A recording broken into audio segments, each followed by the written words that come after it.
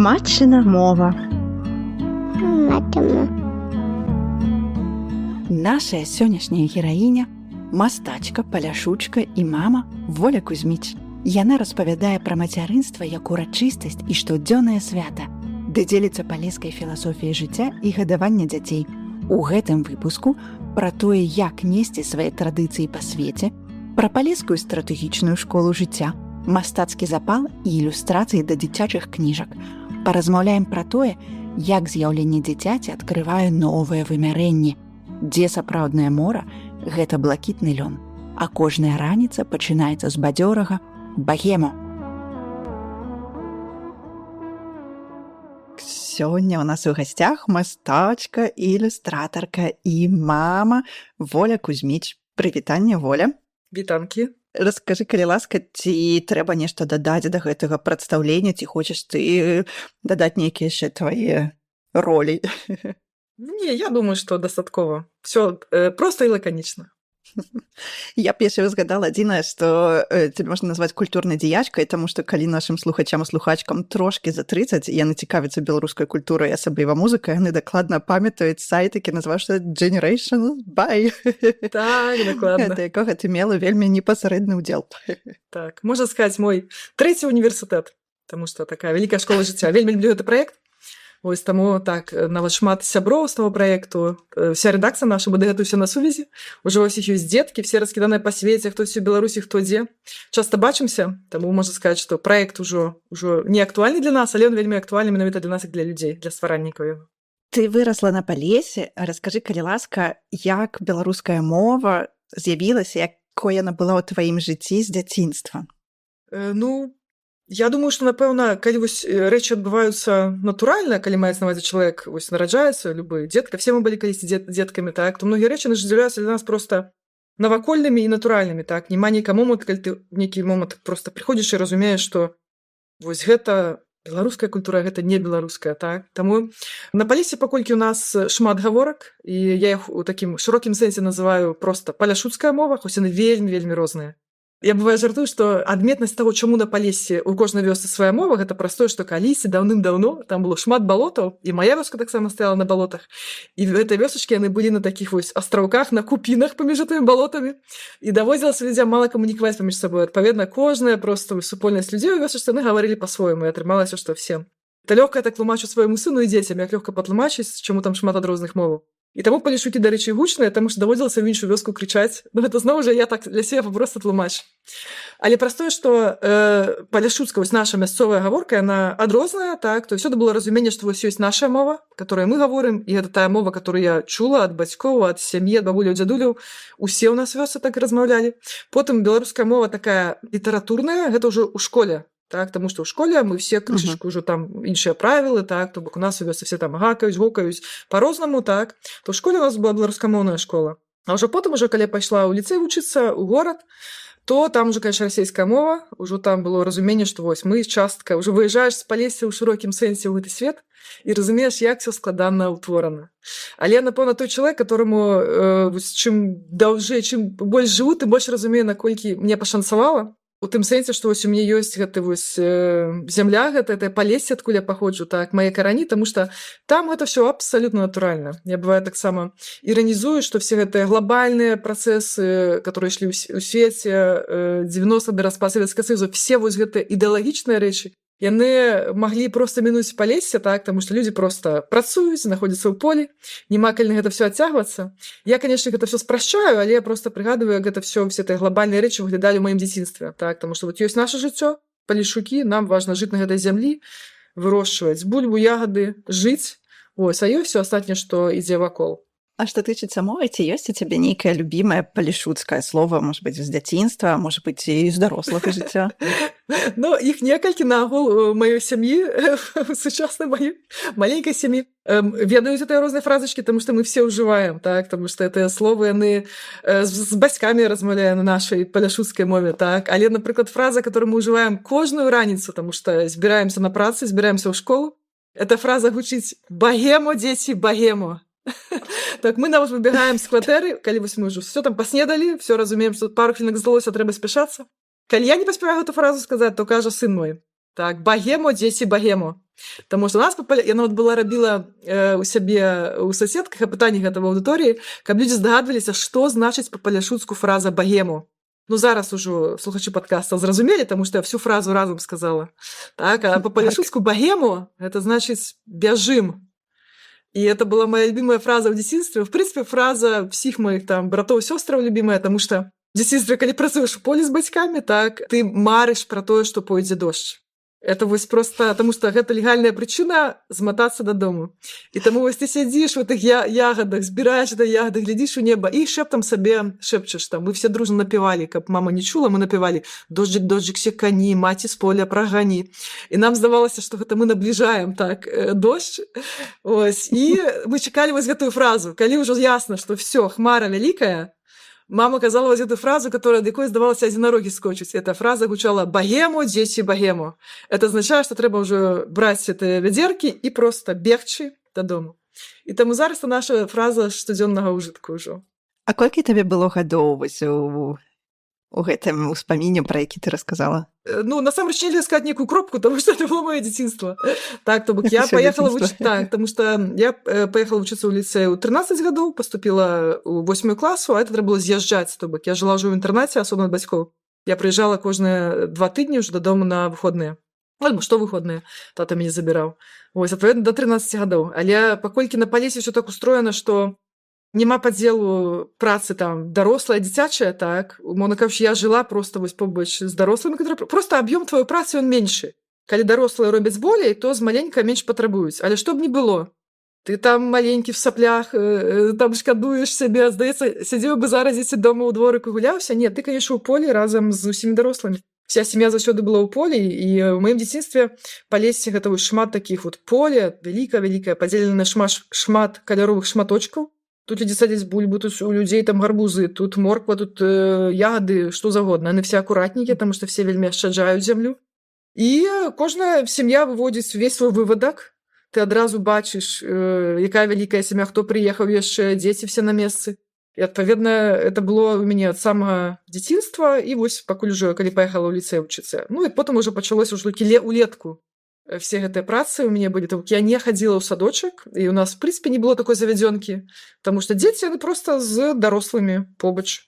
Вось, альбо можа бабуля паглядзець на выпадак, калі там бацькі на працу, калі ўжо дакладна там з сабой ніяк дзіця не возьмеш. Таму я вось усмактала просто гэтыя тарфянікі нашыя балотныя з дзяцінства. Ці можаш ты сказаць, што гэта нейкая такая палеская філасофія выхавання дзяцей, што дзеці проста растуць разам з дарослымі і там самага маленства неяк там ім дапамагаюць настолькі, насколькі ім дазваляе іх узрост? Насамрэч, у гучным сэнсе можна, конечно, назваць это філасофіяй. Так, я звычайна кажу, што это просто завядзёнка такая, што інакш немагчыма, так, таму што ты мусіш апрацоўваць зямлю, і адпаведна, чым больш тебе памочнікаў, тым яно лепей. Яно прасцей просто, ты не хвалюешся, ты ведаеш, што вось твоё дзіця побач, і ўсё будзе добра. Я памятаю, што калі ў мяне нарадзіўся Леў, ён яшчэ быў грудным дзеткам, так, і я таксама прыязджала дапамагаць бацькам у полі працаваць, таму што, ну, на Палесе нават зараз, як ні круці, а вось ёсць твоя праца, прафесія, а вот ёсць поле, і ты гэтае поле трымаеш як частку сям'і, ты яго даглядаеш. Это вельмі цяжка не даглядаць. Это адказнасць, яна у крыві палешукоў, мне здаецца. І вось я памятаю, што таксама, калі прыязджаю да бацькоў, я, канешне, іду дапамагаць ему поле. Хоць я выдатна ведаю, што гэта можа быць з пункту гледжання там нейкая працоўна чалавека не надта эфектыўна для мяне, але гэта дапамога бацькам. І Леў таксама са мною быў. У нас ёсць шмат фота, відэа, як ён в полі, так, і адпаведна, як толькі яму там праз пару гадзінаў там на дываночку там сабе тусуецца. Калі яму трэба ўжо малачка, то, канешне, ўжо там вся сям'я дружная, мама і тата, ідзі, хутчэй, вось пакармі, бяжы, вось. То бок ён таксама памятае всё вось гэтае, лазіў па трактарах, па ўсім, то бок яно і зараз ёсць, канешне ж, таму што, ну, інакш немагчыма, напэўна. Таму так, можна, напэўна, назваць пэўнай філасофіяй. Частка вось гэтай філасофіі, напэўна, такі дальнабачны падыход у планаванні ад палешукоў. Я бывае задумваюся, што калі ўсе зараз ужо ў дарослым веку, ўжо калі працую над рознымі праектамі, над творчымі, над сваімі аўтарскімі праектамі, над працаю, я бывае задумваюся, што вось гэтая стратэгічная вот школа жыцця, падумаць, як праект рэалізаваць на доўгую перспектыву, напэўна, гэта вот таксама частка палескай філасофіі, так, таму што ты ніколі не можаш атрымаць штосьці вось тут і зараз. Ты не можаш проста взяць і атрымаць ягады. Для того, каб ягады ўвогуле на Палесе у нас называюць ягадамі, гэта клубніцы. Просто паколькі это самая асноўная ягада, таму мы просто кажам пасціў ягады, это азначае клубніцы. Там буйкі, чарніцы, все астатніе маюць назвы, а на клубніцы называюць просто ягады. Маецца для того, каб яны з'явіліся, гэта ж доўгі цыкл, іх жа трэба зямлю апрацаваць, іх трэба пасадзіць на 1 год, на наступны год яны будуць маладымі, там будзе іх браць пакуль нельга, але там будзе зямля, і адпаведна ты плануеш гэта доўга. Так, і нават кожны свой кавалачак зямлі, ты разумееш, што ага, вось зараз тут будзе тое-то, потым, каб зямля спсавалася, табе трэба праз 3 гады пасадзіць там уже жыта, потым бульбу, потым яшчэ што-небудзь, так? І выніку заўсёды ёсць такое спакойнае, такое медытатыўнае разуменне, што любая вот стратэгічная мэта мусіць дасягвацца вот пэўнымі крокамі. І ты не можаш пабачыць вынік зараз, але ты ведаеш, што калі ты зараз ягады не праполеш, і яны там все пустазеллем зарастуць, то, ну, канешне, табе, па-першае, будзе сорамна глядзець суседзям у вочы, ну, это ладно, але сваёй стратэгічнай мэты ты не дасягнеш. Таму я вось яшчэ таксама лічу, што это ўчастка, напэўна, палескай такой філасофіі жыццёвай. Цікава, вось гэты спакой і гэтая медытатыўнасць, ці ўплываюць яны на цябе як на маці? Неяк ты такая спакойная мама? Мне здаецца, што так, я спакойная мама, так, але мой падыход заўсёды такі, можа быць, то, што я якраз жыла свайго дзяцінства, так, што у нас не было такого падзелу, што мусіць быць нейкія асобныя правілы для дзяцей, асобнае нешта для дарослых, так, это все натуральна, дзіця проста расце побач, так, і набірае свой вопыту побач з дарослым чалавекам. Таму я в этом сэнсе, напэўна, не трывожная маці, таму што мой падыход быў такі, што вось народзіцца дзетка, так, я да гэта падрыхтуюся максімальна, так, каб быць максімальна свабоднай у сваіх рашэннях, у працы, у тым, каб максімальна часу я магла пасвячаць і сабе, і яму. Таму нават у той час, калі мы ўжо саспелі да льва, у мяне тады ўжо была кар'ера ў IT, так, адпаведна, здавалася б, можна вось бегаць у дэкрэт хуценька, вярнуцца. Але на той момант мы прынялі рашэнне, што не, трэба сысці на гэты час для таго, каб першыя вось гады максімальна проста пажыць разам, так, таму што дзіця мусіць, ну, мець проста натуральнае пачуццё мамы побач. Таму, адпаведна, я перабудавалася ў сваю працу, мы працавалі ўжо з такім маленькім агенцтвам сваім, так, я рабіла шмат аўтарскіх праектаў, працавала на замову з рознымі, рабіла розныя рэкламныя кампаніі, так, для таго, каб самой уплываць на свой працоўны графік. І таму я ўсё падладжвала разам, як ён падрастаў, як ягоны рытм жыццёвы ішоў, напрыклад, там пэўны час, я думаю, што все бацькі гэта разумеюць, што як развіваецца ў кожнага, кажа, свой цыкл у дзіцяткі, але маю на ўвазе, што вось ён пачынае прачынацца штодня о 9. І адпаведна ты разумееш, окей, з 9 до 10, значыцца, я буду там, яму трэба паесці, там, папесціцца, палашыцца, яшчэ што-небудзь. Так, значыць, працу буду рабіць з 10. Альбо, напрыклад, я так перабудую, пэўны час я працавала з 5 раніцы, я прачыналася о 5, таму што ён прачынаўся о 8, так, і мела гэты час. І это просто залаты час, я лічу, так, таму што это было зручна. І яму, і мне, всім нам абсолютна было зручна, так, і адпаведна, калі ты разумееш, што вось ён побач, ездзіла, памятаю, мы там працоўныя кантракты заключаць, всё паўсюль з маленькім хлопчыкам побач, таму што гэта як бы частка цябе, просто ён пакуль што як бы быў унутры, а зараз от пэўны час мусіць быць вонкі, так, для таго, каб набрацца вопыту ў літаральным сэнсе і пачаць хадзіць уласнымі ножкамі. Паведна, я б хутчэй сказала, што першы час не трывожная я маці. Вось. Ну, можа, я пераконваю, канешне, так, но я спакойна стаўлюся. Асабліва быць мамай хлопчыка, это азначае спакойна ставіцца, калі табе з садочка выходзіць выхавацелька і выносіць малочныя зубкі ў жменьцы сыночка, таму што ён бегаў, гуляўся, бабахнуўся. Альбо там я чаму лічу, што я не трывожная маці, спакойна рэагаваць, калі вось як нядаўна сын пайшоў катацца на трукавым ровары і упаў. І, адпаведна, траўмы ў яго, так, хоць ён у шлёме, всё, ну, але хлопчык гэта роўна, розныя траўмы, драпіны, і вось гэта вось усё. Это не азначае, што яго не трэба песціць, я думаюся такое, але маецца на ўвазе, што нервовая сістэма мусіць быць закалённаю. Таму в гэтым сэнсе я лічу, што я спакойная мама. Я часам бывае кажу такую фразу, што вельмі важна, што б там не адбывалася, вельмі важна спачатку як мага хутчэй падумаць, як можна выправіць, дапамагчы, то бок нейкія рэзкія прыняць меры і потым даць волю эмоцыям. Адпаведна, што б не адбывалася, спачатку думаць, як што выратаваць, пералом, не пералом, паглядзець, што альбо нават сітуацыі такія, калі, не ведаю, дзеці могуць там адзін аднаго пакрыўдзіць, так? Таму і сына вучу таксама спачатку, калі нейкая сітуацыя адбываецца, думаеш, ці можна штосьці зрабіць такое ў гэтую секунду, што можа выправіць сітуацыю. Напрыклад, папрасіць прабачэння. І все выправіцца, так, калі, напрыклад, ты нешта зрабіў, не так. Вось, а потым ужо можна даць волю пачуццям, абняцца, паплакаць там, што заўгодна, так, ну, але маецца на ўвазе не прапусціць той момант. І таму Я сябе супакойваю, што я маю вось гэты момант першыя секунды выдохнуць, прадумаць, што рабіць, так, вось, а потым ужо адысці. Таму мне б хацелася верыць, што я не трывожная мама. Мы забыліся з табой сказаць нашым слухачам і слухачкам, што твая сям'я, маленькая сям'я складаецца з 3 чалавек, і што вашаму сыну Льву 10 гадоў. Так. Але я павінна была цябе спытацца лепей, з каго складаецца твая сям'я, бо, можа быць, ты б дадала ката, а можа быць, нават іх Жэгаша, не ведаю. Так, дакладна магла б дадаць. Так, ну, моя маленькая сям'я, бо я кажу, маленькая вялікая, так, таму што палеская сям'я моя вялікая, чым моцна ганаруся. Маленькая моя сям'я — гэта я, мой муж Юра, гэта сын Леў, которому 10, гэта котка Шыпшына. І гэта, можна сказаць, што так, голуб Гжэгаш, нахабны лясны голуб, который прилетае до нас на гаўбец і спрабуе яго адціснуць. Яго ўжо і праўда можна назваць членам сям'і, у тым сэнсе, што і тэрыторыю нашу, можна сказаць, выкарыстоўвае. І таксама, калі мае палешукі созвоньваюцца са мною, яны заўсёды запытваюць, як там Гжэгаш. Нават уже некую мянушку нам такую зрабілі. Наши гжэгусікі, это нас так называюць, што вось наши гжэгусікі, это вось, значит, я і моя сям'я, это мы там, это уже мы таксама гжэгашавыя.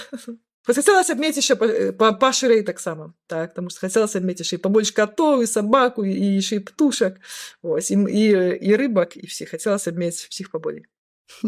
А што змянілася ў тваім, у вашым жыцці са з'яўленнем льва, са з'яўленнем дзіцёнка?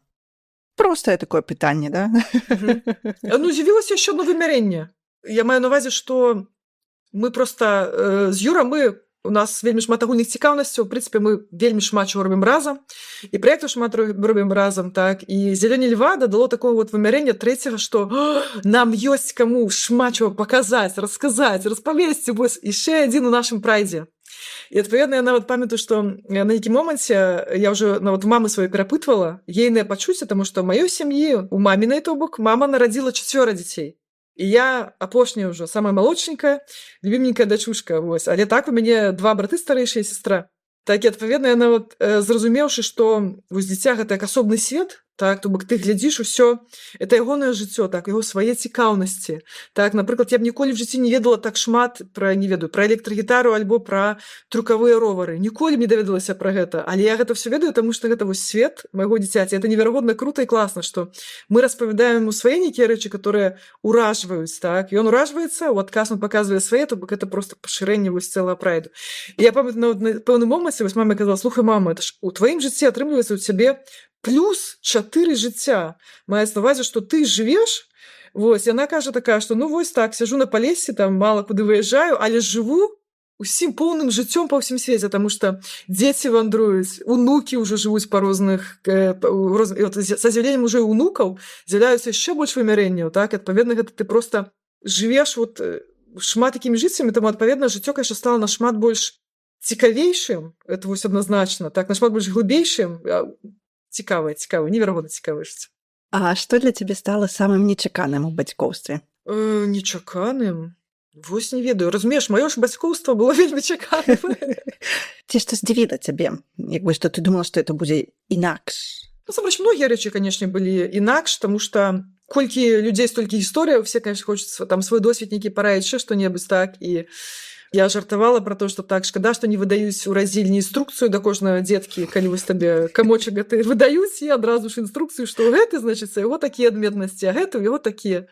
На жаль, такое немагчыма, і таму нечаканым, напэўна, было ўсё, таму што, ну, як бы, зноў бок, разумееш, оно ўсё чаканае, так, таму што оно ўсё в прыемным сэнсе чаканае, оно такое ўсё узрушанае, святочнае, так. Вось, я бываю на сыну свайму кажу, што это наша свята, у тым сэнсе, што, ну, это ж проста неверагодна файна, так, вось, конечно, складана, і таму нечакана, напэўна, то все вось драбнюткі, вся вось та руціна, она вельмі нечаканая ад таго, што у кожнага дзіцяці гэта сваё. Мы камунікуем таксама і з сябрамі нашымі, так, у каго дзеці нашы сябруюць. Канешне, шмат агульных хобі і всяго падобнага, так, але кожны чалавек унікальны, і, адпаведна, ты жывеш і ты пазнаеш дзіця, і гэта нечакана. Але, напэўна, з такога яшчэ нечаканага, што Льву ўжо 10, так, я не ведаю, можа, такая яшчэ мая адметнасць, так, альбо наша сям'я, но мне здаецца, напэўна, ва ўсіх это проста пастаяннае ўражванне ад таго, што у нас ёсць цэлы чалавек. Маюць на ўвазе, што это так неверагодна урачыста і радасна, Я памятаю, што вось як толькі ён нарадзіўся, так, я там пачала першы праект рабіць, яму было 2 тыдні. Таму што, ну, вось ён жа ж нікуды не ўпаўзе, ён маленечкі, так, вось ты з ім сядзіш, малюеш. І спіць шмат. І спіць шмат, неверагодна, так. І мы нават працоўны пакой свой так пабудавалі, у нас было 2 аднолькавых офісных стала, паміж імі роўна вось быў такі прамежак, который для люлечкі, который вось он калі прачынаецца, так, у каго там зараз ёсць фільмка, хто ногой дацягнуўся, то яго пагушкаў, так. Ну, ўжо калі зразумела, што патрэбна ўжо яго карміць, там, всё такое, то, конечно, я ўжо бяру, так. І вось мы з таго моманту мы пачалі адзін з аднаго жартаваць, так. Калі ён пачынае там трошечку капашыцца, так, я памятаю фразу такую: «Паглядзі, у нас ёсць сын».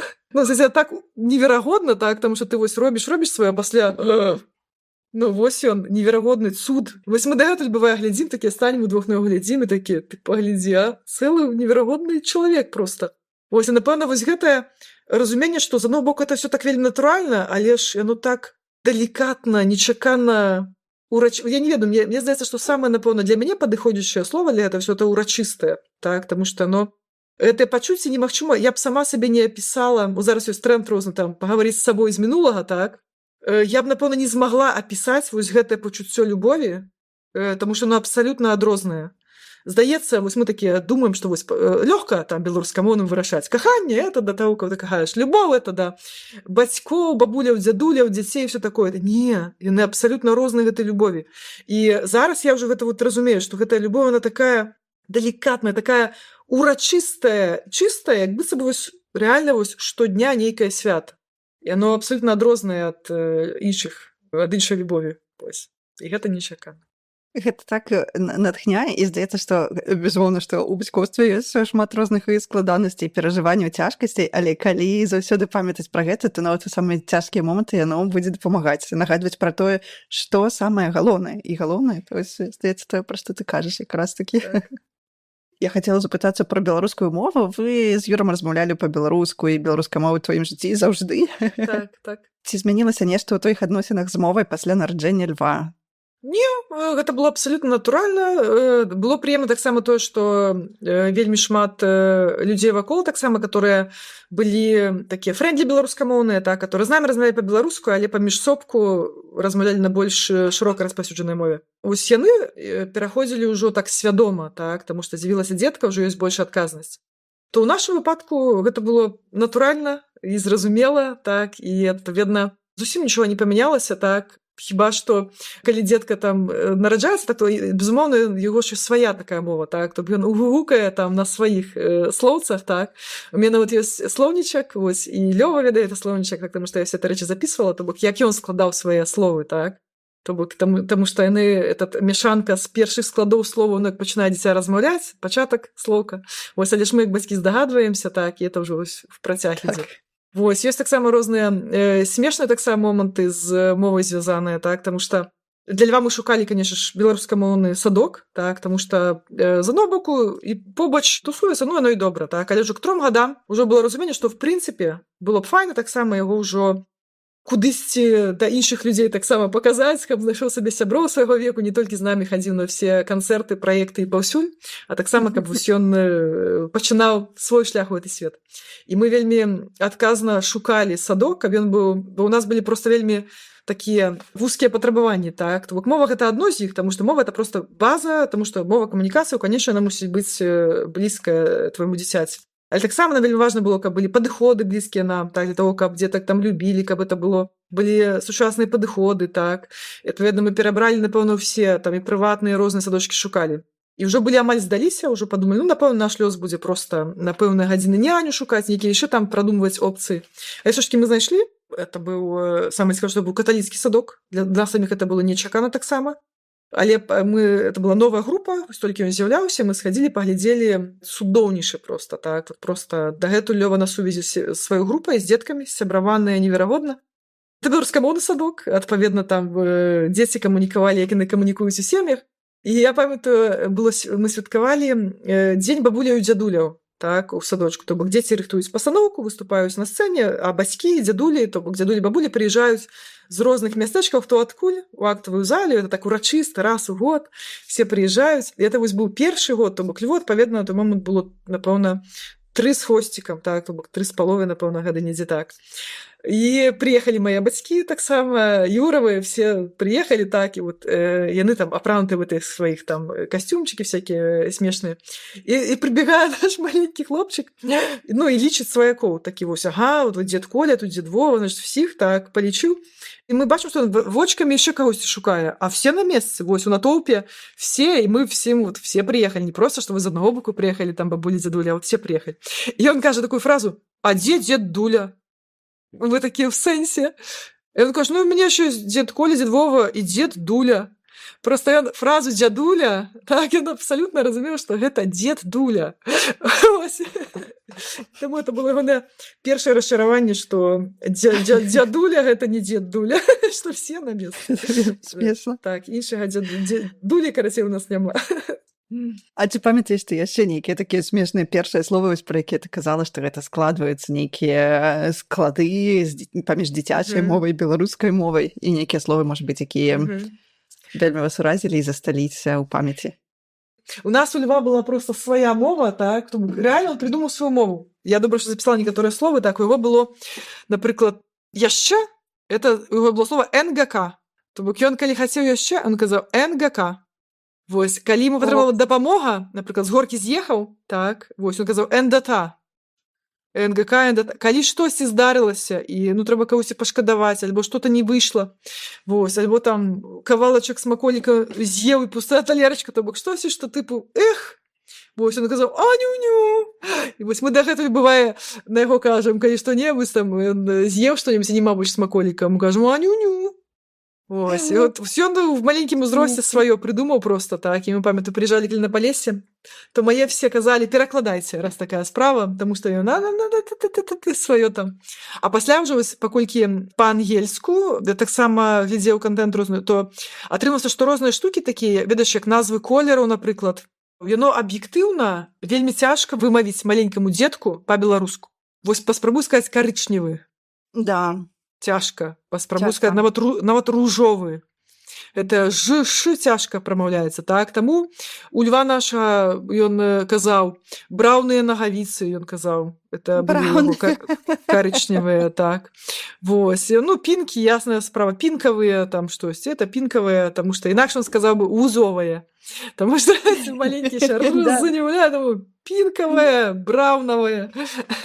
Мне здаецца, дзеці падхопліваюць вось у Елены мы размаўляем усе разам мы размаўляем па-французску, але я размаўляю па-беларуску з Еленай. Ну і муж сталя нейкія словы, якія ён вывучыў таксама як бы разам з ёй ці раней, але яму трошкі складана, але ён стараецца. І вось часам у мове Елена можа выбраць нейкае слова і паставіць побач французскае і беларускае, і гэта быццам бы словы, якія альбо я неяк прасцей, альбо больш ёй падабаюцца, да? І гэта так цікава, як дзіцёнак ну выбірае слова, але часам можам сказаць, так, ты сказала гэта зараз па-французску, як па-беларуску, і яна можа перакласці, ну, потому што шмат такія словы яна ведае і так, і проста, напэўна, цяжка зразумець, што гэта як бы розныя мовы, таму што для яе, напэўна, это такое ўражанне, што усе людзі, ну, як бы разумеюць так же, як і яна, і так, што это просто такая плынь маўлення, да? Так, это ўсё натуральна, так. Гэта вельмі цікава. А гэта, як бы, свае ўласныя словы, гэта вельмі... Да, вельмі каштоўна. Я зараз слово смешка. То есть на пачатку была прыдала Generation By, так, і у нас, ну, з таго часу мы з усімі на сувязі, так, і у многіх так атрымалася, што партнёр з іншай краіны, так, тому у нас, напрыклад, Ганна зараз жыве ў Нямецчыне, так, і яму ж немец. Ну, яны пазнаёміліся яшчэ ў Беларусі, ён прыязджаў па абмене, ён сам фізік, і, адпаведна, ён вывучыў тады беларускую мову яшчэ, так, в наш час, то бок ён тады яшчэ, так. І мы памятаю, у нас была на сайце рубрика «Размаўляю са мной па-беларуску». Рубрика была менавіта пра замежнікаў, так, таму што нам падавалася, што беларусам казаць такую фразу, это не трэба так казаць, яны павінны размаўляць па-беларуску, так? Да. А вот для замежніка ён можа смела звяртацца да іншых, казаць размаўляць па-беларуску. І памятаю, мы вось рабілі з ім такую рубрику і задавалі ему пытанне, у нас там да ўсіх было аднолькавае пытанне, да ўсіх замежнікаў з розных краін яны былі, там кожны раз там адзін чалавек, адзін артыкул. І там было, по-моему, 5 пытанняў кожны раз было аднолькавых. І адно з пытанняў было гэта, якое правіла беларускай мовы самае складанае. І вось я памятаю, ён сказаў такую фразу, кажа, я не ведаю правілу. Я вучу мову, таму што я закаханы ў Ганну, вось, і яна мяне вучыла, як размаўляць, і я карацей так навучыўся. І ён кажа, наагул, кажа, я абажаю беларускую мову. Ну, кажа, з акцэнтам размаўляю всё, але кажа, я абажаю, кажа, яна такая натуральная. Кажа, у вас всё вельмі лагічна.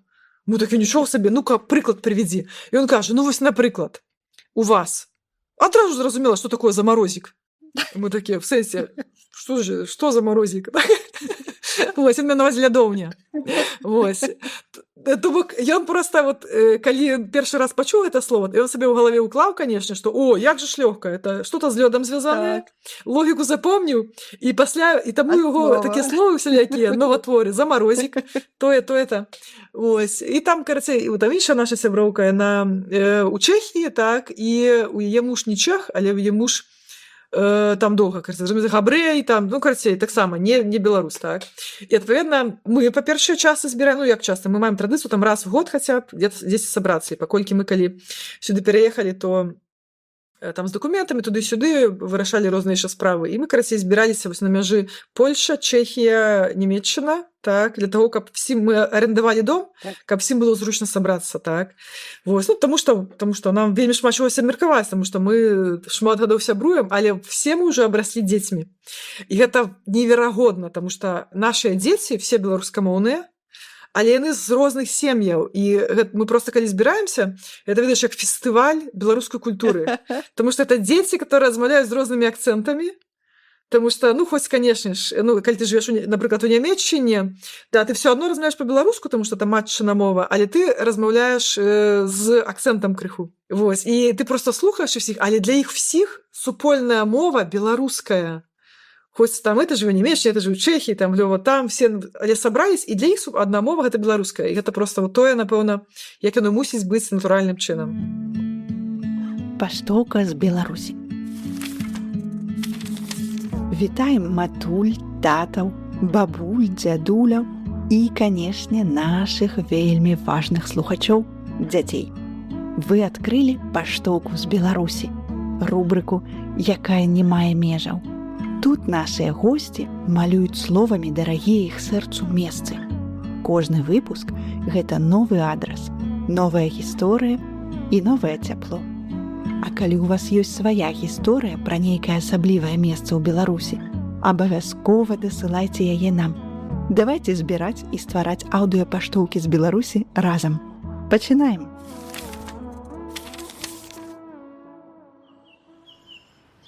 Сёння мы адкрываем паштоўку з Беларусі ад культурнай менеджеркі ды шматдзетнай мамы Надзеі Гарэцкай.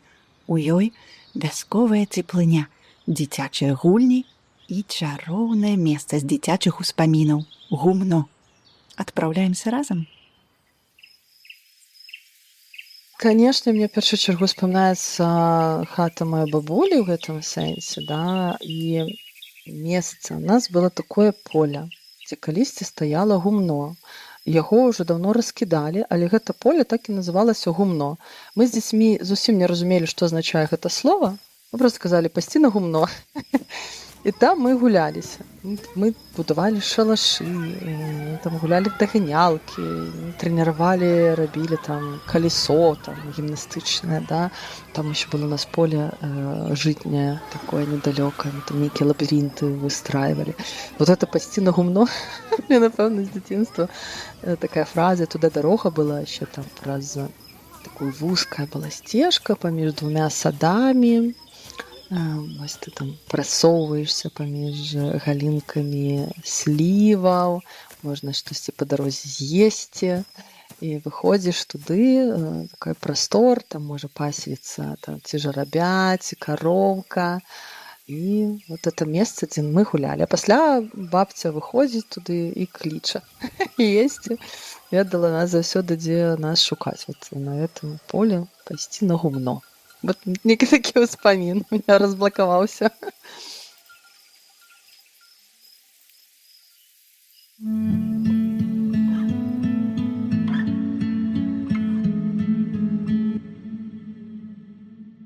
Хутчэй не моўная штука, а в прынцыпе, напэўна, пра дзіцячую псіхалогію, так?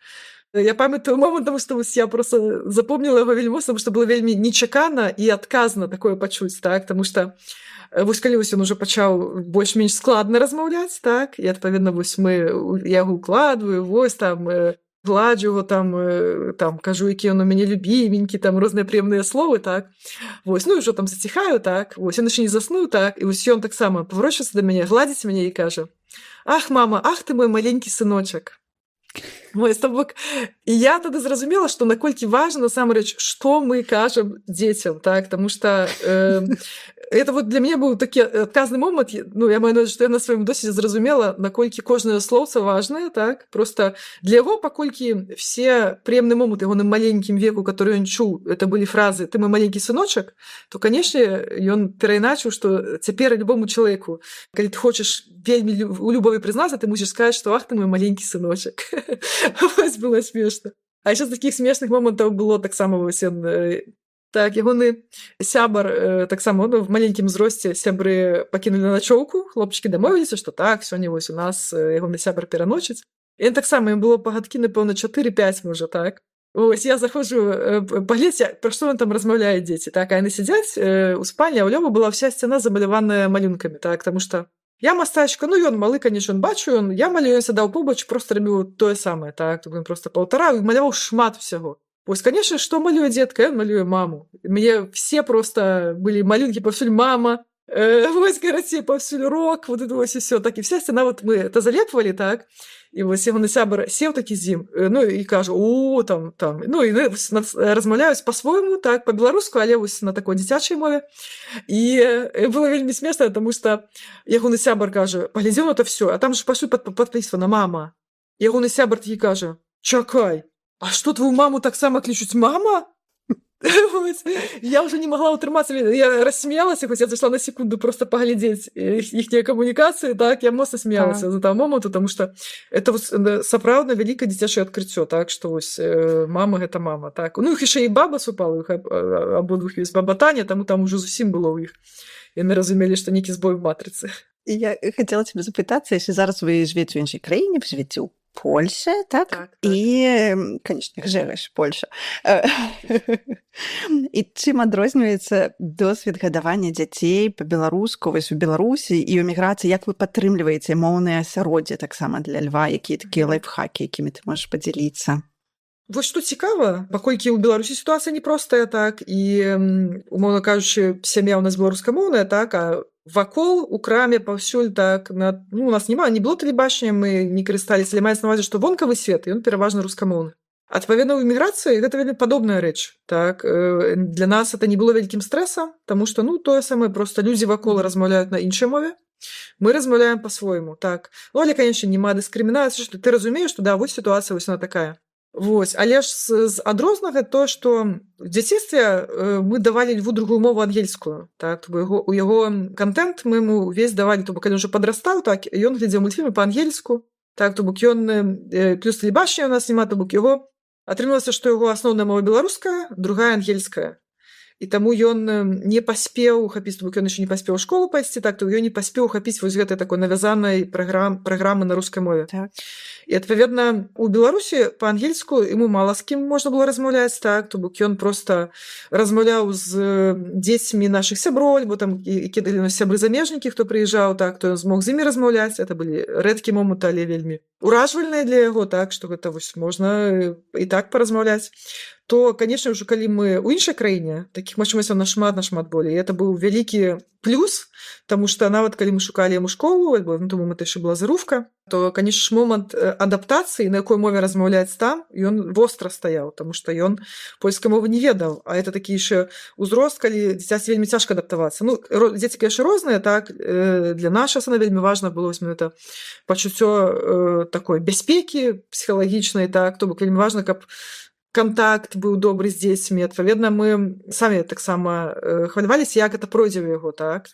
Вось, але паколькі тут, канешне, замежнікаў нашмат болей, адпаведна, ангельская мова, другая мова для многіх, то у ягоным выпадку это было вельмі проста, так, то ягона першая мова, калі ён пайшоў з дзецьмі камунікаваць, была ангельская, donc мы шукалі такую групу, у которой будзе другая мова ангельская. І адпаведна першыя 2 месяцы ён камунікаваў, дзеці былі моцна ўражаныя, усцешаныя, так, таму што вот у іх быў жывы чалавечак, з которым можна размаўляць па-ангельску, таму што іх вучылі гэтаму, так. Не проста каб было па кніжках, то бок клёва быў яшчэ вось тым носьбітам у пэўным сэнсе мовы, которые вучаць як другую. Вось і за 2 месяцы ён вывучыў польскую, у дзяцей гэта вельмі лёгка робіцца, назіраеш, думаеш, ну вось для іх гэта проста натуральна, таму што вось яны растуць, іншага яны не бачылі, раз прыехалі, трэба вучыць. Школа дапамагае, адпаведна, ён вельмі хутка падхапіў польскую і зараз атрымліваецца так. У яго беларуская мова, то бок калі лічыць вось як ён сам бы абіраў мовы, на которых камунікаваць, альбо контент, напрыклад, калі ему прапанаваць, на якому спажываць контент, напрыклад, кіно, альбо яшчэ што-небудзь, так, то ён бы, канешне, абраў беларускую родную, ангельскую і польскую. Бок ён камунікуе, напрыклад, з людзьмі там з розных краінаў, нават у нас вось тут у раёне, калі ён з дзецьмі сябруе, але дзеці з розных краінаў. Адпаведна, з украінцамі ён можа размаўляць па-беларуску, з палякамі па-польску, з дзецьмі, хто падалі, дзе няма ў нас нейкіх моваў сумежных, ён смела камунікуе па-ангельску. Таму нават у двары ў нас уражваюцца, што вось дзеці проста перабіраюць гэтай мовы па-хуткаму, але расійскай мовы ў яго няма ва ўжытку. То бок ён і чуе ад некаторых дзяцей, так, але ён камунікуе па-беларуску, альбо часцей па-беларуску, бо ўжо калі дзетка зусім не разумее, калі, напрыклад, ён аднекуль, дзе ён не ведаў беларускай мовы, так, ну тады там ужо польская дапамагае альбо ангельская. Так, это так цікава, і гэта такое вялікае багацце для дзяцей, што ў іх жыцці, калі яны яшчэ такія маленькія, гэта з'яўляецца натуральна, і пасля я думаю, што ім будзе і гэта адкрывае свет і цікаўнасць таксама і да іншых людзей, і да моваў, і да краінаў. Так, это дакладна. Цікава. А калі вяртацца яшчэ да паляшуцкай тэмы, цікава, ці ёсць у цябе нейкія паляшуцкія словы ласкавыя, якімі ты называеш льва? Напэўна, ёсць. Можа быць, я сходу так не скажу, но напэўна ёсць. Ну, увогуле, ўжываю шмат наватвораў і з паляшуцкіх, і з такіх шмат розных слоўцаў. Адпаведна, нечага такого, не така было выключна такое паляшуцкае, то я, напэўна, так сходу і не скажу, так, таму што ну, шмат чего ўжываю. Ну, кабачок, это ж не паляшуцкае слово. Все называюць дзяцей кабачкамі, так? Вось, там, в залежнасці ад паводзінаў. Вось. Твои ласкавыя словы залежаць ад паводзінаў. Так.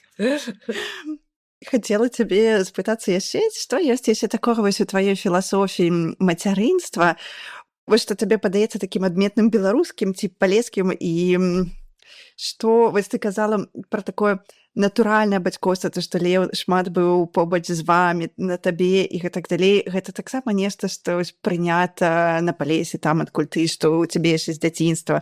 Вось як наогул цябе складвалася такія у вашай сям'і, не толькі ў цябе, Юры, таксама складваліся гэтая ідэя пра тое, вось так мы будзем гадаваць, так мы будзем выхоўваць льва? Ну, напэўна, моцная сувязь з сям'ёю, канешне ж, так, то я маю на ўвазе некалькі пакаленняў. Гэта я адчуваю адказнасць у гэтым, так, таму што несу адказнасць за папярэднія все пакаленні, так, мушу перадаць гэта льву. Я вось бачу, што ў яго гэта таксама з'яўляецца. То бок мой падыход такі, што дзе б мы не былі, мы нясем свае паляшуцкія традыцыі па свеце. То бок нічога не замінае, дзе б ты не апынуўся, можа быць у цягніку ў гэты момант, у самалёце, дзе загодна, калі ў гэты дзень некая традыцыя па датах прыпадае, ты проста яе святкуеш і падтрымліваеш. І, адпаведна, все цудоўна. Ты тлумачыш тое самае сваім дзецям. І, адпаведна, Леў выдатна ведае святы нашы, так, і нават вось у гэтым годзе, ўжо калі мы на Вялікдзень яйкі фарбавалі, так, то, таму што мы святкуем 2 вялікадні, таму што і ў Польшы каталіцкі Вялікдзень, плюс па гэтым календары Лёва святкуе таксама. Вось на Палесе святкуюць па іншым календары, то на тыдзень пазней. І таму мы іх двойчы робім. То на канкрэтна вот ужо гэты, который я называю паляшуцкі Вялікдзень, так, то мы нават яйкі фарбуем таксама менавіта так, як рабіла моя мама. Вось, падабраць менавіта быў такі колер, так. І Леў таксама ўжо кажа такі, што вось трэба абавязкова распавесці бабе гэта. Яна абавязкова, ну, то бок, што мы не проста падтрымалі традыцыю, так, але трэба зазваніцца, распавесці, як яна ў нас, яны распавядуць, як яна ў іх, таму што мы вельмі шмат камунікуем. Напэўна, тое, па чым я найбольш сумую, гэта па камунікацыях і, ведаеш, па пераказванні гісторый. Гэта вось дакладна тое, што я ўзяла са сваю сям'ю ў вялікім сэнсе, у сваю вось маленькую сям'ю, так, і Леў гэта ўсмактаў у літаральным сэнсе, так, ён абажае розныя гісторыі, которые прыемныя, ведаеш, которые як, не ведаю, як да ранак прыкладваеш нейкі прыемны вось пластырь, так, адпаведна некаторыя гісторыі пераказваць, которые цябе пастаянна радуюць, нейкія прыгоды, которые прыемныя, которые весяляць. Бо ў нас усе святы, Вялікдзень, дзеды, ды што загодна, так, то бок, калі збіраюцца, ну, на каляды, ясная справа, так, калі збіраецца вялізны стол людзей, то заўсёды все распавядаюць гісторыі. Вось проста, і этой гісторыі самыя цікавыя, яны аднолькавыя вельмі часта. То бок все збіраюцца, вот на Вялікдзень збіраецца, напэўна, самая вялікая сходка людзей у нас адбываецца на Вялікдзень, тому што збіраюцца все, ну, то бок збіраецца да маіх бацькоў у двор, ставяць вялізны стол, прыходзяць усе і стрыечныя, плюс суседзі, все ходзяць туды-сюды.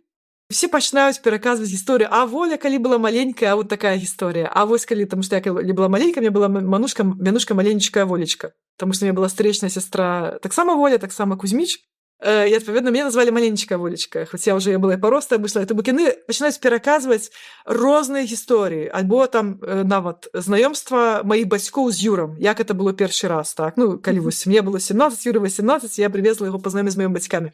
Вось, і это заўсёды того, бацькі расказваюць са свайго боку, як яны, а вось, значыцца, выходзяць яны з цягніка, і все слухаюць, ведаеш, як у тэатры такія. І тата расказвае, а значыцца, вот, яны, а я гляжу на іх і такі думаю, а гэта што за валасаты такі?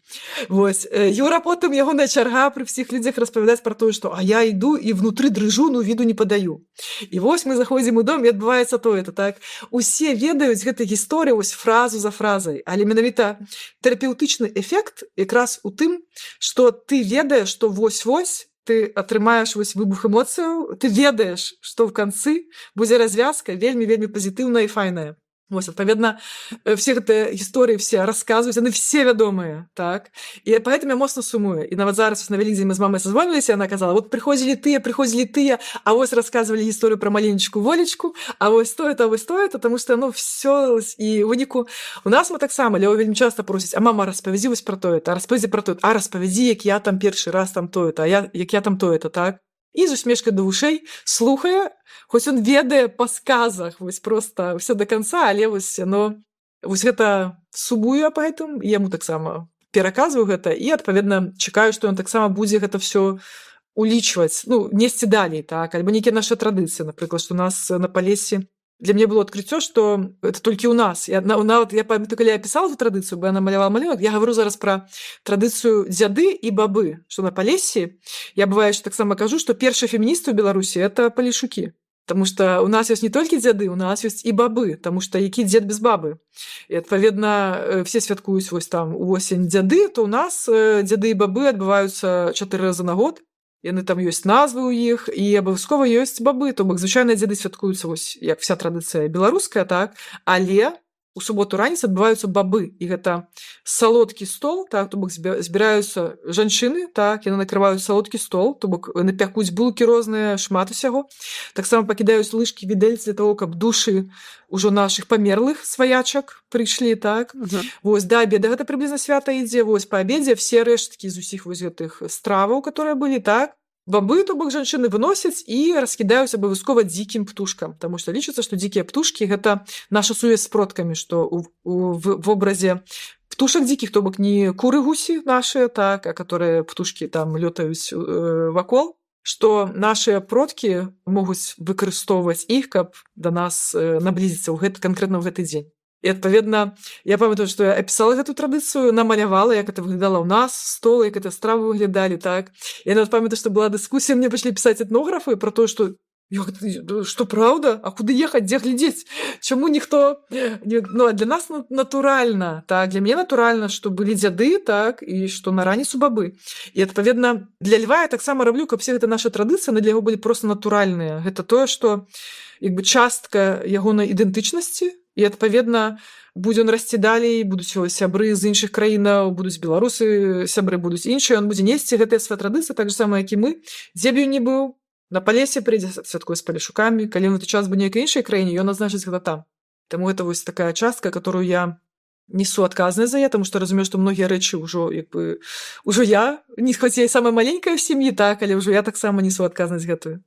Таму я перадаю таксама сыну. Пераемнасць. Так, так. Беларускія чытанкі. Чытанкі матчынай мовы. Сёння ў нашай чытанцы музыка, мастак і тата Лявон Вольскі чытае вершаваную гісторыю з кнігі «Ашуканкі» сваёй жонкі паэткі і пісьменніцы Яны Вольскай. Слухаць яе можна дзецям і дарослым усіх узростаў.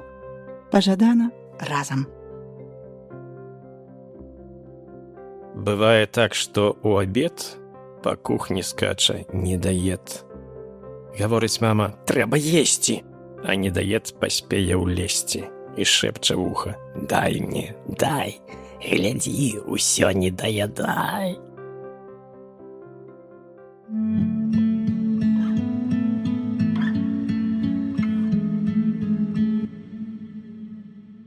Ты мастачка, ілюстратарка. Як наогул твой досвід мамы уплывае на твоё бачанне прафесіі і наадварот? Як твоя прафесія, можа быць, уплывае на цябе як на маму? Як гэта ўсё ўзаемазвязана?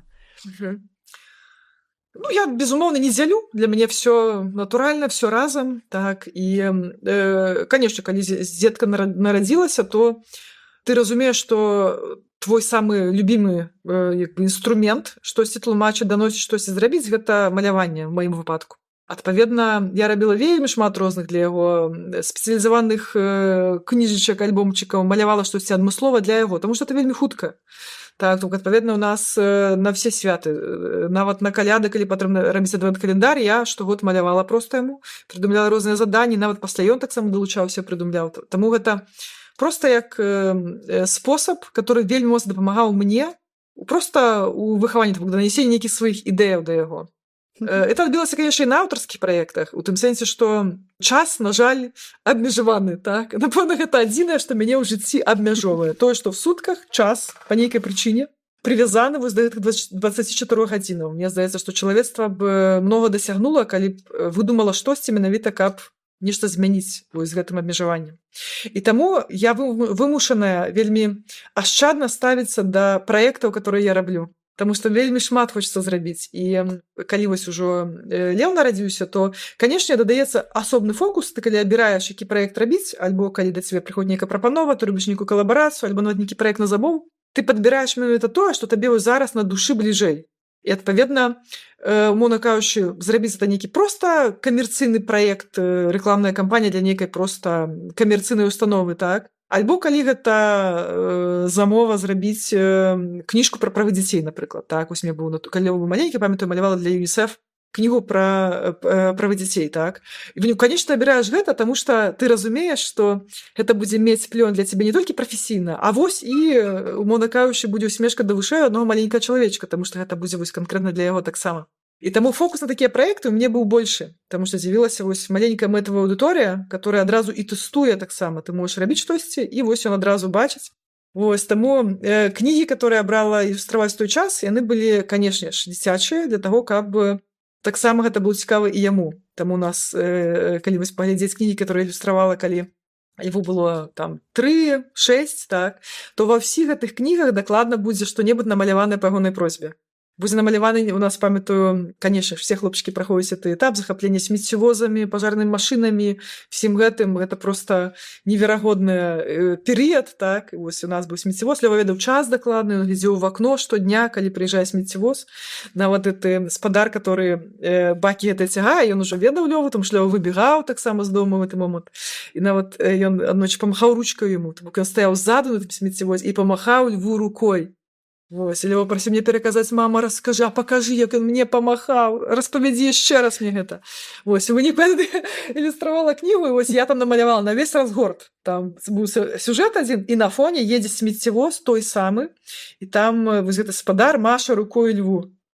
Вось, і всё, ён тады быў спакойны, кожны раз адкрываў ту кнігу і ведаў, што гэта вось мой смеццевоз. Таму, адпаведна, гэты праект для яго, можна сказаць, адмыслова для яго, так. І потым таксама нават з актуальных праектаў, конечно ж, праекты, которые на дзіцячую аўдыторыю, яны найбольш такія сентыментальныя, так, і адметныя, таму што ты разумееш вот всю гэту адказнасць, так, уплыву на дзяцей, так, і ты разумееш, як это файна можна зрабіць штосьці, так, і каб это было цікава дзецям, так, але я заўсёды вось у галаве, калі працую над такімі праектамі, я заўсёды думаю і пра дарослую аўдыторыю, так, і таму, адпаведна, в маіх кнігах заўсёды вельмі шмат дэталяў, которые працуюць у два бакі. Тому я заўсёды стараюсь так рабіць, каб было скажем так, першая лінія сюжэту, ты просто схопліваеш як дзетка, што ага, тут у нас вялікі такі персанаж, тут у нас вялікі смеццівоз намаляваны, альбо вялікі цмок, альбо дыназаўр, яшчэ што-небудзь. Але заўсёды ёсць розныя маленькія моманцікі, которые, таму што кнігі чытаюць пераважна бацькі дзецям. І там ёсць моманты, которые бацькі зразумеюць, што гэта таксама сядзіць, напрыклад, мама прыйшла з працы, альбо тата прыйшоў, ён чытае сыну, дачцэ перад сном, у галаве ўжо напэўна іншыя думкі, думае так, што зранку пакласці дзетку з сабойку, яшчэ што-небудзь. І ты чытаеш тую кнігу, але я дадаю вось гэтыя дэталькі, которые могуць быць зразумелы тым ліку дарослым, так, для того, каб яны былі вцягнутыя таксама.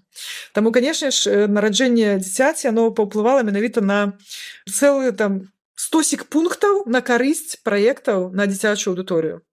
І оно і зараз нават ёсць. Зараз я праілюстравала цэлую калекцыю кніг на вершы Андрэя Скурко, і для мяне гэта была самая такая уражвальная гісторыя, так, таму я ўзялася за гэты праект. Але можна сказаць, таксама рос на гэтых кнігах, таму што я праілюстравала 3 кнігі, і першая кніга была наўпрост на яго накіраваная, так, то бок гэта кніга «Хто жыве ў гаражы», то бок пра машынкі, Так. там всё вось пра гэта, так.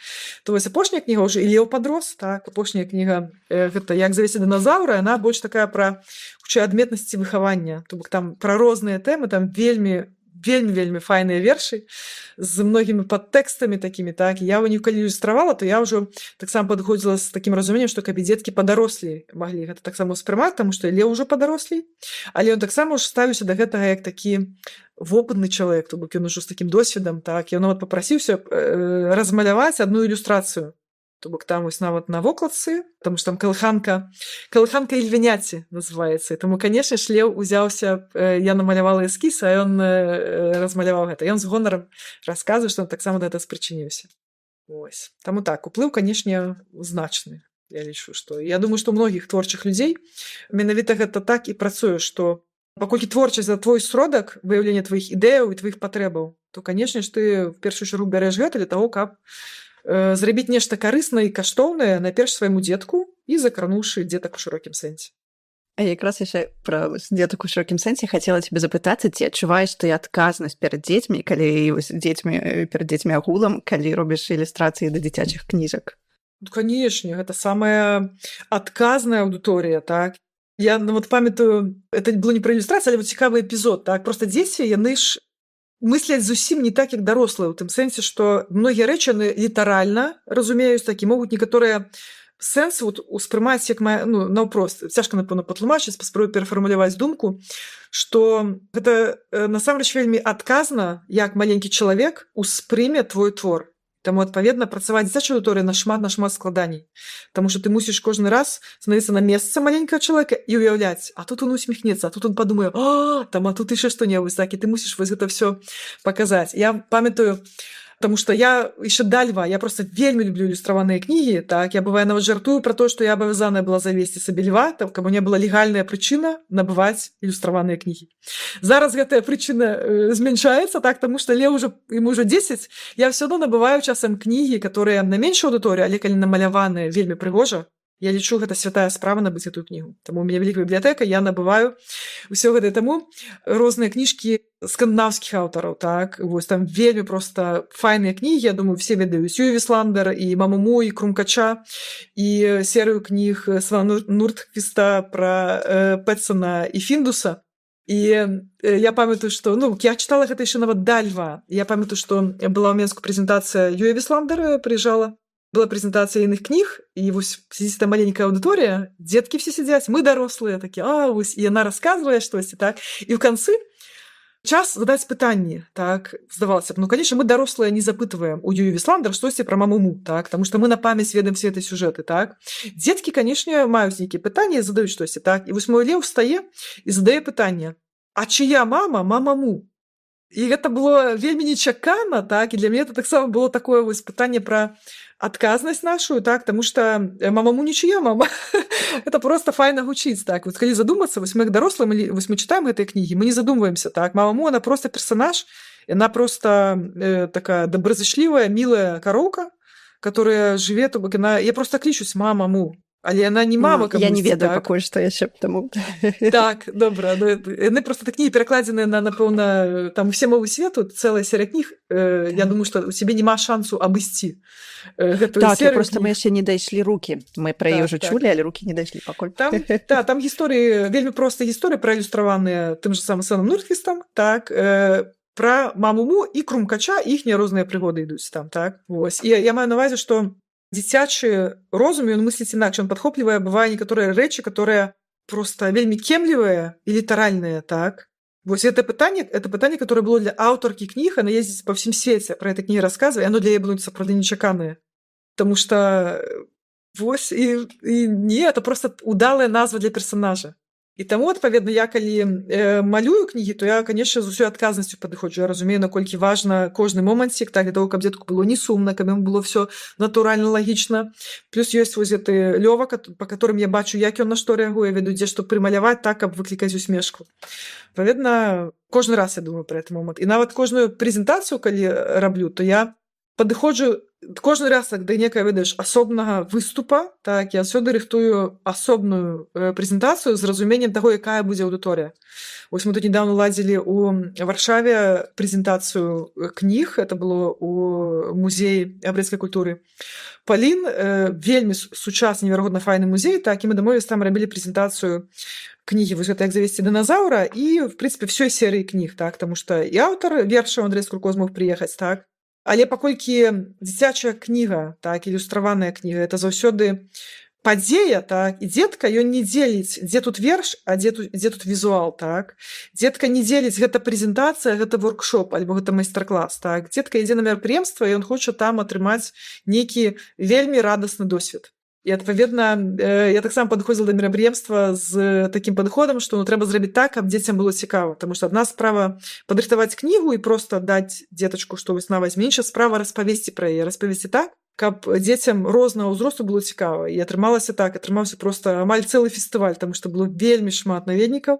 Все прыйшлі, была цэлая, я падрыхтавала цэлую праграму, пытанні, адказы розныя, каб дзеці маглі, такая была інтэрактыўная, карацей, праграма, так, але я папярэдне падрыхтавалася адмыслова менавіта з-за вось гэта пачуцця адказнасці, таму што дзеці запамінаюць нейкія моманты, которые вось мы вот як дарослыя, здаецца, так шмат вакол інфармацыі, так, мы ўжо проста успрымаем нейкую новую інфармацыю, нейкі новы досвед, і ён запісваецца на нейкі папярэдні, штосьці там ранейшае забываецца, так.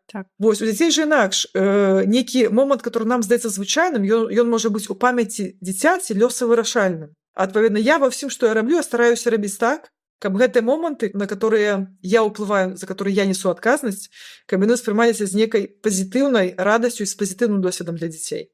А раскажы, так хочацца быццам бы дакрануцца трошкі вось да гэтай прэзентацыі, ці да нейкага моманту, ці да нейкай такой гісторыі, можа быць, ты можаш нечым падзяліцца. Не ведаю, напэўна, нічого такого в голову не прыйдзе, таму што кожная прэзентацыя на кожны раз адметная, так, адметная якраз праз тое, што прыходзяць розныя дзеці. Конечно, ёсць дзеці, сем'і цэлыя, которых я люблю і абажаю, которые прыходзяць заўсёды, гэта ўжо просто такое кола прыхільнікаў, так, вось, але кожны раз ты разумееш, што дзеці розныя, вельмі важна прадумаць так, каб кожнаму было цікава. І вось нават на этой прэзентацыі пра дыназаўраў было так, што я там падрыхтавала всякія цікавенькія пытанні, то бок я пачынаю, напрыклад, фразу і малюнак паказваю, так, з кнігі, таму што я всіх дыназаўраў адмалявала, і кажу фразу, і дзеці павінны сказаць, так, напрыклад, малюнак, так, вось, я табе пакажу, слухачы нашы, напэўна, не бачыць, вось, малюнак, так, вось. Не пабачыць, але я бачу, так. Вось гэта дыназаўры, которые нешта трушчыць, так, вось, то бок я паказваю на прэзентацыі, паказваю дыназаўра, так, вось, і запытваюся, а расаду і батон струшчыў, і яны павінны адказаць, хто, што за від дыназаўра, таму што яны все ўжо эту кнігу ведаюць, струшчыў і игуанодон. І таму, конечно ж, я чакаю, што яны, это вельмі складаная назва, так, што дзеці не скажуць, так. Вось. А былі дзеці, которые я яшчэ не паспяваю сказаць, яны ўжо ведаюць. Яны ўжо на памяць это вывучылі, яны ўжо адказваюць, так. І, адпаведна, это неверагодна і адказна. А недавно вось я забірала Льва з творчага гуртка, так, і да мяне падышоў хлопчык з ягонай групы і сказаў: «Воля, я вырашыў напісаць сваю кнігу». Я кажу, цудоўна, это вельмі файна, што нейкім чынам я натхняю, он кажа: «І я хачу, каб вы яе праілюстравалі». І вось гэты момант адказнасці, это вось якраз пра тое і гаворка. Для мяне гэта быў момант такой кульмінацыі пазітыўнай, што вельмі важна так маляваць кнігі для дзяцей, каб маленькія амбітныя дзеткі падумалі: стану і я пісьменнікам, так, і вось Воля праілюструе маю кнігу. Вось, таму І на чым адказна. вы сышліся? Ён пашоў пісаць І кнігу. ты чакаеш Вось. рукапіс. Я нічого, як чалавек адказны, я нічого не паабяцала. Як чалавек адказны, я патлумачыла, што я вітаю ягоныя памкненні і што, канешне ж, мы гэта яшчэ абмяркуем, што мне вельмі прыемна атрымаць ту прапанову. Таму я зычу яму поспехаў у напісанні кнігі і што мы пазней абмяркуем. І калі будзе кніга, тады будзем Так, абмяркоўваць. Гэта вельмі складаны адказ, таму што трэба неяк і не пакрыўдзіць і натхніць чалавека, але, як ты кажаш, і абяцаць немагчыма быццам бы. Я вырашу гэта другім крокам. Чалавек можа натхніцца яшчэ болей, ён можа натхніцца праілюстраваць сваю кнігу. Адпаведна, ён можа ж быць і аўтарам, і мастаком. Таму я спадзяюся, што гэта хлопчык усё складзецца, і ён таксама і праілюструе яе таксама. А як, дарэчы, падтрымаць дзіцёнка, якому вось цікава, напрыклад, маляваць, і ты як мама ці тата бачыш, але ну, вось, што ты можаш параіць, можа быць, мамам ці татам, у якіх няма такіх здольнасцей і таленту маляваць, як у цябе, але яны бачаць такія памкненні ў сваіх дзяцей. Што можна зрабіць?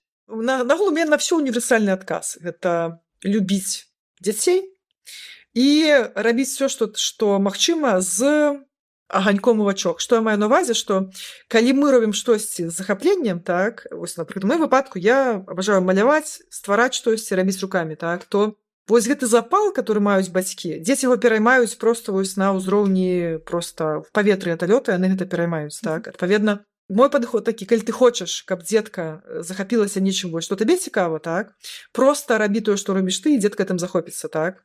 Калі ж ты бачыш, што у твайго дзеткі ёсць нейкі талент да чагосьці, ну цябе гэта таленту няма, то, адпаведна, конечно, патрэбна знайсці альбо, па-першае, конечно, падтрымліваць гэта, спрабаваць разабрацца, так. Дзетка можа быць экспертам бацькам, для бацькоў. Гэта у нас многіх зонах Леў ужо для нас эксперта. Калі, конечно ж, падумаць, калі немагчыма самастойна нечым дапамагчы, то можна знайсці гурткі, можна знайсці, хто можа дапамагчы, можна хадзіць на розныя імпрэзы, то бок даваць атачэнне, дзе дзіцёнак можа гэта ўсё рабіць, так. Того, каб яму было гэта ўсё камфортна. Плюс можа знаходзіць памежныя нейкія сферы. Я вось добра памятаю, калі Лёўка нарадзіўся, так, я проста вельмі люблю музыку, так, і з фестывалямі розным таксама Беларусі пэўны час займалася, і цяпер таксама. Толькі якісь канцэрт, всё, мне патрэбна, то бок.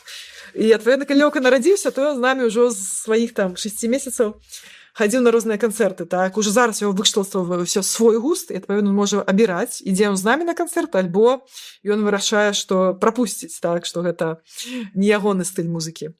Але я маю на ўвазе, што мы вось сёння, калі хадзілі на якімсь канцэрт, мы проста прадумвалі, як, каб яму было таксама цікава, так, і таму у нас ёсць нават шэраг, памятаю, імпрэзаў, на который быў перыяд, калі Леў вельмі любіў маляваць, так, але маляваць усё ў стылі такіх вось простых коміксаў. Тому проста маляваць гісторыю нейкую. Так, і мы абіралі варыянт, супер, мы ідзем на нейкі канцэрт, мы тады знаходзім такое месца на канцэрце, дзе будзе камфортна, каб ён мог сядзець таксама, так, і ён малюе.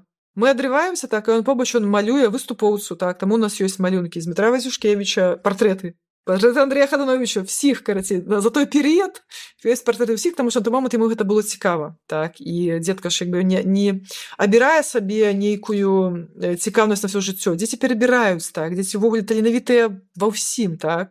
Калі задумацца ў шырокім сэнсе, то маленькія дзеці, яны все таленавітыя мастакі, яны все ўмеюць маляваць, таму што ў кожнага свой адметны стыль, который просто важна падтрымаць, так, потым уже з'яўляецца там іншыя цікаўнасці, таму гэты талент можа прасесці. З'яўляецца, не ведаю, ад некага іншага занятку у дзеткі больш эндарфіна, ён разумее, што не, гэта не ягонае, але маецца на ўвазе, што ўсё адно все праходзяць перыяд, калі все файна малююць. Таму проста любіць дзетку, падтрымліваць, старацца самім таксама рабіць. Я думаю, што дакладна все бацькі змогуць што-нибудь выразаць, зрабіць, прыгатаваць. Все могуць зрабіць нейкімі сваімі метадамі. Я не думаю, што варта сябе нейкім чынам абмяжоўваць і вырашаць, што я змагу там дапамагчы яму толькі калі стану там крута маляваць штосьці, так. Вось, нават мне здаецца, што дзецям важна проста нават падтрымка бацькоў, нават калі у іх не атрымаецца штосьці зрабіць менавіта з пункту гледжання прафесійна геніяльна, колькі важна, так, што бацькі былі побач і рабілі гэта разам. Я думаю, это нават важней для пабудовы талента свайго дзеткі. І для ўзаемаадносін атрымліваецца паміж бацькамі і дзецьмі. Ведаеш, моя дачка просіць мяне намаляваць мото, і калі я малюю вельмі дрэнна, але я бачу, як яна радуецца: мото, мото. І у мяне некалькі разоў былі слёзы, таму што ведаеш, што мне не атрымліваецца, але я вельмі стараюся неяк схематычна намаляваць, і вось столькі радасці, гэта, канешне, проста немагчыма апісаць. Я хацела запытацца цябе, можа быць, быў нейкі момант нядаўна, дзе ў цябе неяк вельмі асабліва парадаваў ці пасмяшыў? Ох, якія складаныя пытанні. Таму што ён мяне радуе смяшыць проста кожны дзень. Вось якая справа. І таму нечага такога вылавіць.